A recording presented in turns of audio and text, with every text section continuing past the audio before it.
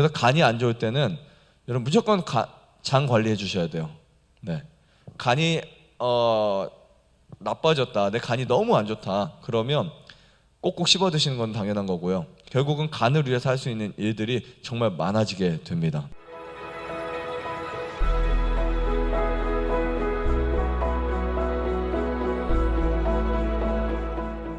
간은 스페셜한 기관이기도 합니다.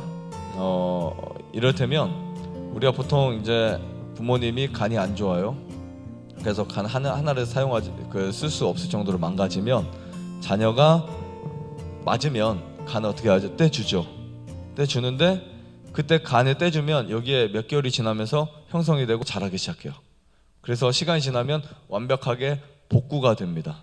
복구가. 그래서 간은 없어져도 복구가 또 될 수 있는 아주 신기한 기관이에요. 네, 이런 그 줄기세포의 기능이 그쪽으로 남아 있나 봐요. 아무튼 놀라운 기관인데 이 간에서 몇 가지의 소화효소를 생산해낼까요? 몇 가지나. 되게 놀랄 만한 가지수인데요. 1000가지 이상을 낸대요. 1000가지. 제가 아는 소화효소 고작 해봐야 한 20가지도 안 되는데 1000가지 이상의 소화효소를 만들어낸대요. 그리고 간이 독립적으로 하는 일들이 몇 가지나 될까? 해독작용, 대사작용, 소화작용 등등 다 합치면 한 몇 가지 될 것 같아요? 네, 500가지. 네, 간이 500가지 이상의 일을 한대요. 그래서 우리가 먹은 약물 혹은 농약들, 독소들, 이 모든 것들을 다 간이 해독을 하거든요. 그래서 제가 간에 대해서 간이 안 좋은 분들을 이렇게 대하고 경험해 보면 그들이 갖고 있는 간의 80%가 망가져도 회복이 되더라고요. 심지어 15%의 기능만 남아도 회복이 돼요. 신장은 20% 남으면 투석 벌써 해야 돼요. 맞죠? 네. 간은 20%가 남아도, 간 기능이 20% 남아도 뭐 할 수 있다? 네, 회복될 수 있다라고 볼 수 있습니다. 그 다음에 문제는 뭐냐면 어떤 질병이든지 간에 그 질병 자체의 문제도 클 수 있지만 그 질병과 함께 오는 합병증들이에요. 이해하시겠죠? 왜냐하면 간 기능이 지금 약해서 간에 어떤 문제가 생겼다. 우리가 간을 크게 7가지로 어떤 그 대사 활동을 하는지를 제가 적어봤어요. 크게 7가지. 첫 번째는 탄수화물 대사예요. 그래서 우리가 보통 음식을 먹으면 그 음식이 소화돼서 간 문맥을 통해서 간에 저장할 수 있는 구조로 되어 있습니다. 글리코 형태로 그러니까 전분을 당분으로 바꾸죠. 포도당으로 바꿔서 간에 저장할 수 있도록 해요. 그다음 두 번째, 아미노산 단백질 대사예요. 단백질은 굉장히 크기 때문에 그것이 그 분자를 아미노산으로 분해해서 그것 다시 간에서 대사 활동을 합니다. 그래서 간 문맥에 도달한 아미노산이 혈청 단백질 호르몬에 이제 관여를 합니다. 그래서 간암 환자분들이 시간이 지나서, 간암 환자뿐만이 아니에요. 얼마 전에 보셨을 거예요. 유방암 환자 얼굴 노라신 거. 네, 사실 어떤 문제가 있냐면 어떤 암이든지 간에서 단백질 대사를 하지 못하면 그런 현상들이 일어나요. 부종이 생겨요. 다리에 부종이 생겨요. 알부민 부족. 그럼 굉장히 큰 문제가 생기는데 딱 한번 그렇게 되기 시작하면요, 몸은 걷잡을 수 없습니다. 그래서 이런 말이 있잖아요. 망가지기 전에 몸을 관리하라고. 한번 딱 그렇게 망가져 버리면 다시 회복이 덜 됩니다. 되게 힘들어요. 신장만 회복이 힘든 게 아니고요, 그 범위 위치에 가면은 간도 마찬가지예요. 그래서 간이 이미 대사 활동해서 단백질을 대사하지 못한다? 그럼 우리 몸이 심각해지기 시작해요. 왜냐하면 단백질을 받아들이지 못하면 결국 세포는 단백질에 의해서 활동하게 되어 있거든요. 단백질이라고 하는 게 이 셀의 그 표면에 있어줘야 당분이 흡수되고 들어갈 수 있어요. 결국은 여러분들의 당 문제도 단백질 대사 과정에서 굉장히 중요하다고 볼 수 있어요. 생리학적으로 보면. 그래서 간 문맥에서 이제 이 아미노산이 합성을 할 수 있습니다. 이때 알부민이 형성이 되는 거죠.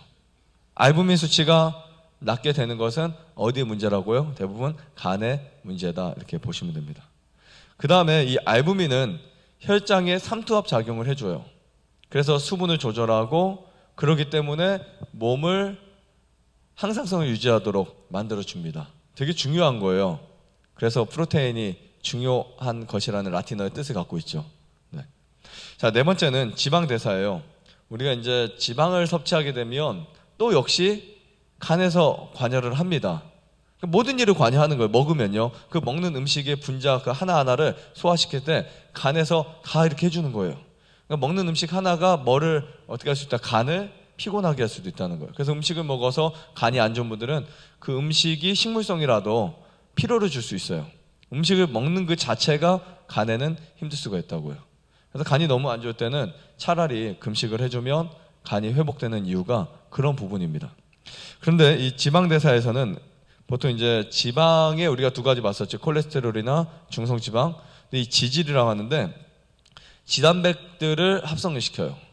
그래서 우리가 단백질이나 지방이 많은 음식을 먹으면 가장 힘들어하는 장기 중에 하나가 바로 간입니다. 네. 그 다음에 이제 담즙, 빌리루빈 대사를 해요. 빌리루빈. 이 쓸개즙을 생성하고 하루에 보통 800에서 1kg 정도, 1리터 정도를 이제 분비를 시킵니다. 분비시키는데 쓸개즙의 양은 1리터 정도. 그래서 쓸개즙은 장 운동을 이제 촉진시켜요. 혹시 이런 말 들어보셨어요? 장간순환? 들어보셨죠? 장간순환. 그러니까 장에서 나온 이 담즙을 어디로 간에서 나온 담즙을 간으로 보내요. 간으로 보내서 거기서 수분을 흡수하고 장에서 이제 다시 이제 간으로 보냅니다. 이 과정에서 장에 노폐물이 많으면 그 노폐물이 다시 어디로 올 수 있어요? 간으로 올 수 있어요. 그래서 간에서는 보통 가스가 만들어지기도 하고, 네, 거기서 되게 많은 그런 일들이 만들어지거든요. 음식을 잘못 먹었을 때 잘못된 부산물질에 의해서. 그러면 장에 뭐 황산가스라든지 암모니아 가스라든지 이런 게 형성이 되면 그것이 다시 간 문맥을 통해서 들어오게 돼요. 그래서 피 검사를 하면 간 수치 중에 뭐가 있냐면 암모니아 수치가 있어요. 암모니아 수치. 이 수치가 올라가는 겁니다. 그래서 암모니아 수치가 20, 30, 40, 50, 60 이상 올라가면 심각한 문제라고 볼 수 있고요. 그 암모니아 수치는 사실은 어떻게 보면 장 관리만 잘해도 올라가지 않는다, 이렇게 보시면 됩니다. 그래서 간이 안 좋을 때는 여러분 무조건 장 관리해 주셔야 돼요. 네. 간이 나빠졌다, 내 간이 너무 안 좋다, 그러면 꼭꼭 씹어 드시는 건 당연한 거고요. 결국은 간을 위해서 할 수 있는 일들이 정말 많아지게 됩니다. 이해하시겠죠? 네. 그러나 간이요, 되게 재밌는 게 어지간히 아파도 간은 표시를 잘 안 내요. 네. 간이라는 기관은 그래서 옛날에는 뭐 멍청한 기관이다라는 말을 하는 생리학자도 있었어요. 네. 그러나 멍청하기보다는 어떻게 보면 뭔가 짐을 다 지고 있는 느낌? 이런 장기가 간이라고 볼 수 있습니다. 자, 여섯 번째는 비타민 무기질 대사예요. 자, 그런데 여기서도 비타민 무기질을 우리가 보통 합성 비타민, 합성 미네랄들을 먹게 되거나 아니면 추출 미네랄들을 먹게 되면 간이 심각하게 고생할 수가 있습니다. 네. 나는 한 달밖에 영양제를 안 먹었는데 갑자기 몸이 망가졌다라고 하는 분들 되게 많거든요. 한 달밖에 안 드신 분들. 어떤 분들은 막 한 6개월 동안 막 비타민, 영양제 매일 하루에 한 7가지씩 먹어요. 근데 나중에 보니까 다 망가져 있는 거예요. 어디가 먼저 망가질까요? 어디가 먼저 간이 먼저 망가지겠죠. 왜냐하면 간에서 그것을 해독할 수 없어요. 심각한 문제가 생깁니다. 그래서 비타민, 무기질은 반드시 식물에서 여러분들이 드시는 음식에서 섭취하시기를 권장드립니다. 충분히 계산할 수 있거든요. 그리고 그렇게 드시는 양은 남아도 우리 탄수화물, 지질, 단백질은 과식이 될 수 있지만 그렇게 드시는 양은 과식이 안 돼요. 몸에서 알아서 처리해버려요. 근데 추출물이라든지 합성 비타민들을 먹게 되면 남잖아요. 심각한 문제를 발생시킵니다. 그래서 비타민을 잘못 먹으면 암에 걸릴 수도 있고, 무기질, 미네랄들을 잘못 섭취하면 우리 신장이나 다 문제가 생길 수 있어요. 결석이 생길 수도 있고 여러 가지 문제가 생깁니다. 그리고 재밌는 사실은요, 비타민 A 같은 경우 우리 몸에 유효기간들이 있어요. 10개월이나 갑니다. 매일 섭취를 해야 되겠지만 네, 그런 분자 구조들을 보면 비타민은 소화돼서 없어지고 써지는 게 아니거든요. 그러니까 우리가 칼로리 열량이라고 하니 칼로리는 먹어서 그것으로 열량을 만들어내는 거고요. 비타민이나 이런 무기제들은 열량보다는 우리 몸에 뭐를 만들까요? 열량보다는 우리 몸에 필요한 뼈를 구성하거나 아니면 어떤 노폐물을 대사하는 과정이나 혈액에 관여하거나 또 삼투압 작용이나 이런 다른 대사 활동에 관여를 하거든요. 그리고 그것을 가지고 간이 사용을 해요. 그래서 예를 들면 간에서 우리 몸에 어떤 피부 질환이 생기잖아요. 뭐 이거를 이제 알러젠 반응에서 시작한다고 볼 수 있어요. 그럼 그것은 부신해서 이제 어떤 기능을 올려서 몸의 혈관을 팽창시키고 그곳으로 혈액을 많이 보내서 우리 몸에 히스타민을 분비시키겠죠. 그래가지고 어떤 문제, 히스타민이 분비되는 것은 혈관을 크게 확장시키는 거거든요. 그럼 내가 몸에 가려움이 있고 아토피가 있고 알러지가 생겼다. 그러면 부신해서 경부를 올려서 그쪽으로 보내겠죠. 네, 그럼 보내면 그쪽의 문제를 백혈구나 우리 몸의 면역세포들이 가서 해결을 합니다. 해결을 하면 이미 나왔던 히스타민은 간에서 사라져야 돼요. 그래서 간이 안 좋으면 가려움을 계속 긁는다라고 하는 거예요. 이해하시겠죠? 되게 재밌는 부분이고 제가 생리학을 정말 쉽게 설명하는 스타일인데 그 중에 지금 말씀드린 이 과정도요 이렇게 쉽게 설명하기 쉽지 않아요. 네, 제 자랑이 아니고 네, 저는 늘 그런 생각을 해요. 어떻게 하면 쉽게 이해시켜 드릴까 이런 생각만 하거든요. 그런데 간에서 부신해서 경보가 올려서 나온 그 히스타민이 이제 혈관을 어떻게 한다 그랬어요? 팽창시킨다 그랬죠. 그럼 혈액이 많이 가죠. 그럼 혈액 안에는 뭐가 들어있어요? 혈소판, 혈액을 응고시키는 혈소판도 들어있지만 그 어떤 직접적인 관여, 그 질병과 싸우는 면역 체계들이 있잖아요. T세포, NK세포 뭐 이런 세포들이 혈액을 통해서 백혈구와 같이 갑니다. 백혈구도 그 중에 하나고요. 그러면 가서 그쪽의 부분을 어떻게 할까요? 해결하겠죠. 근데 그때 군인들은 백혈구라고 보시고 무기들이 필요하잖아요. 무기. 맞죠? 군인들이 아무리 힘이 세도 혼자 가면 어떻게 해요? 안 되죠. 무기가 있어야 총이나 칼이나 있어야 되잖아요. 그것들이 바로 비타민, 미네랄들이라고요. 그거를 가지고 그쪽을 청소하고 다시 해결합니다. 그게 없으면 염증도요 해결이 안 돼요. 계속 몸에 머물게 되거든요. 그 다음에 이제 일을 다 끝나면 그 신호를 깨워줬던 히스타민은 다시 사라져야 되는데 걔가 그대로 남아 있어요.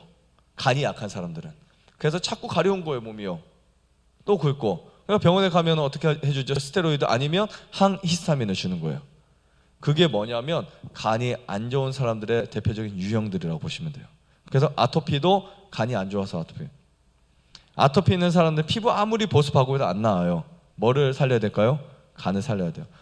위가 안 좋은 사람도 뭐를 살려야 된다? 간을 살려야 된다. 당뇨도 마찬가지예요. 결국은 대사의 기본 대사에서 문제가 생기고 그것을 통해서 세포, 미토콘드리아, 유전자의 문제가 연결될 수 있다는 거예요. 꼭 기억하셔야 돼요. 그 다음에 7번째 호르몬 대사가 있어요. 각종 장기에서 생성되는 호르몬을 분해하는 기능을 하는데 이 간 기능이 저하되면요 호르몬 대사 발생이 생겨요. 그러면 어떤 문제가 생기냐면 성장기의 문제, 그 다음에 갱년기의 문제 이런 것도 다 간에서 관장을 한다고요. 그러니까 분명히 50대 갱년기가 와야 되는 건 아니에요. 이를테면 저는 사춘기 없이 지내왔어요. 사춘기 없이. 이 채식을 하다 보면요 사춘기가 아예 없을 수도 있어요. 동생도 사춘기 없이 지내오고 뭐 거의 채식을 한 사람들 이렇게 보면 거의 사춘기 없이 보내옵니다. 채식을 잘하면 갱년기도 없어요. 네. 물론 갱년기라고 하는 사춘기라고 하는 그 시점은 있는데 우리가 알고 있는 사춘기가 달라요. 사춘기의 원래 의미가 사춘기는 성장을 하는 과정에서 내가 힘을 쓰고 올바른 일을 해서 자신감을 쾌감을 얻는 그 기간이 사춘기인데 뭔가 바뀌어서 가출하고 짜증내고 그걸 사춘기로 이해하거든요. 갱년기도 마찬가지고. 그래서 갱년기를 잘못 받아들이고 잘못 이렇게 몸이 인식하게 되면 이런 결과가 생겨요. 유방암이 생기고 난소암이 생기고 그런 병들이 생긴다고요. 자, 왜냐하면 제가 또 다른 데로 흘러갈 것 같아요. 그래도 말씀드릴게요. 왜냐하면 유방암이 왜 생기냐면 보통 유방암은 뭐 3중 음성도 있고 여러 가지가 있잖아요. 종류가. 근데 거의 호르몬 이상이 사실은 대부분이에요. 근데 그 호르몬 이상의 원인은, 그러니까 원인은 우리가 첫 번째 원인, 두 번째 원인, 가장 가까운 원인들이 있어요. 네, 가장 그런 원인들을 찾아보면 유방암은 사실은 누가 걸릴 암이냐면 한 40대, 50대가 지나면서 막 생기는 암입니다. 원래 원칙은. 네.